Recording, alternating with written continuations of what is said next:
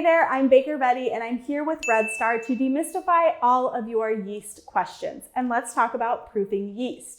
Now, proofing yeast is a step that some recipes call for, in which yeast is rehydrated in some warm liquid with a pinch of sugar. The liquid wakes up the dried yeast and the sugar feeds the yeast, giving it a good start. This process is visual proof that your yeast is alive, and it also gives it a bit of a jump start so that it is really nice and active when it goes into your bread dough.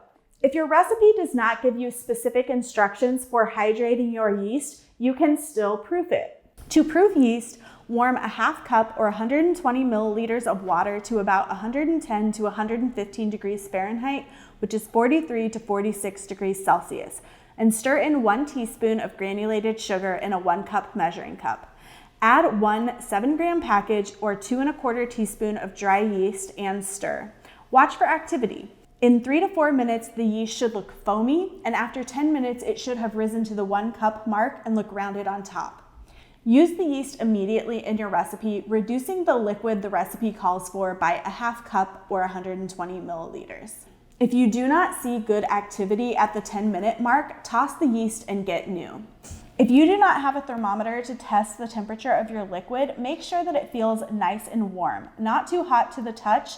It should feel like nice, warm bath water. Cooler temperatures will still activate your yeast just a little bit slower, so it's always better to err on the cooler side if you are unsure. And that's it for this series on yeast. If you have any questions, you can leave those in the comments section, and make sure you're following Red Star and Baker Bettie for more information on yeast.